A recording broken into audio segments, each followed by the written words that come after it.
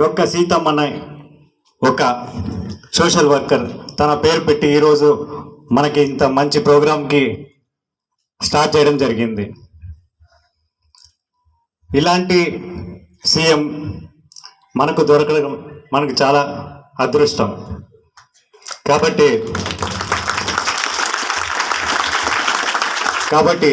మనం ఈరోజు ఆయనకి ఒక చిన్న థ్యాంక్ యూ చెప్పాలని కోరుకుంటున్నాను అందరూ. తర్వాత నా చెల్లెలు చెప్పారు, ఒక క్యారియర్ లేకపోతే అంటే సరిగ్గా తినకపోతే కళ్ళు తిరిగేది అని.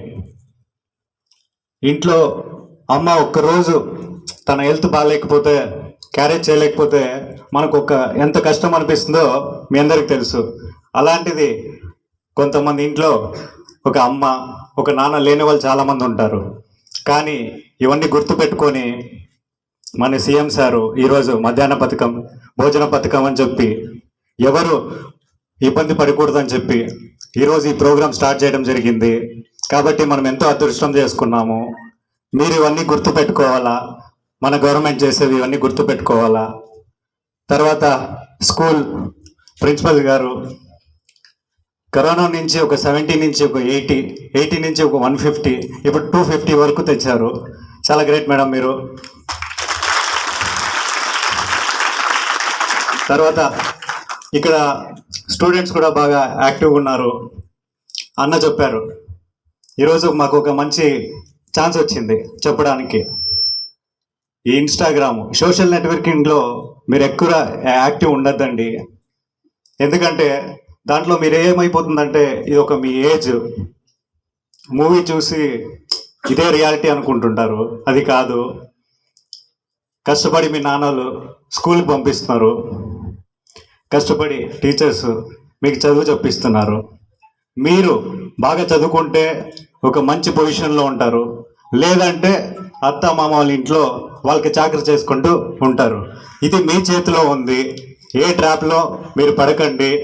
కాబట్టి మీ అందరికీ ఒక మంచి ఫ్యూచర్ ఉంది. కాబట్టి దీన్ని దృష్టిలో పెట్టుకొని మీరంతా బాగా చదువుకోవాలని కోరుకుంటూ సెలవు తీసుకుంటున్నాను. నారాయణ గారు, అదేవిధంగా ఈ కళాశాల ప్రిన్సిపాల్ గారు, మా తెలుగుదేశం నాయకులు, విద్యార్థినులు, పత్రికా విలేకరులు, లెక్చరర్స్కు ప్రతి ఒక్కరికి పేరు పేరున నమస్కారాలు తెలియజేసుకుంటున్నాము.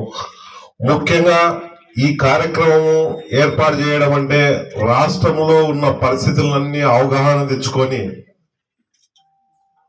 బాలికలకు ఇబ్బందులు ఎక్కడున్నాయి, మన యువ నాయకుడైనటువంటి నారా లోకేష్ బాబు గారు పాదయాత్ర చేసినప్పుడు ఎక్కడెక్కడ ఏమేమి లోటుపాట్లు ఉన్నాయి అనే ఉద్దేశంతో అందులో భాగంగా ఈ కార్యక్రమాన్ని కూడా ప్రారంభించడం జరిగింది. ఈ కార్యక్రమం పేరే డొక్కా సీతమ్మ మధ్యాహ్న భోజన పథకముగా నామకరణం చేసి ప్రారంభించడం జరిగింది. ఒక్కసారి ఆలోచించండి, ఈ రాష్ట్రంలోనే 1,50,000 పైచులకు విద్యార్థులకు ఈ పథకం వర్తిస్తుంది. అంటే ఈ పరిస్థితులను దృష్టిలో పెట్టుకొని పిల్లలు మంచి మార్కులు రావాలి, భవిష్యత్తు ఉండాలి, ఈ రాష్ట్రానికి యువత బాగా ముందుకు రావాలి, ఈ దేశానికి పట్టుకొమ్మలుగా యువత ముందుకు రావాలనే ఉద్దేశంతో మన ముఖ్యమంత్రి చంద్రబాబు నాయుడు గారు ఈ పథకాన్ని ప్రారంభించడం జరిగింది.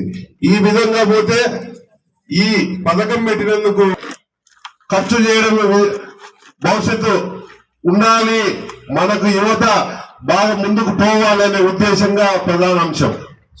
అదేవిధంగా పోతే మీ అందరూ ఒక్కసారి మన ముఖ్యమంత్రి వర్యులు అలాగనే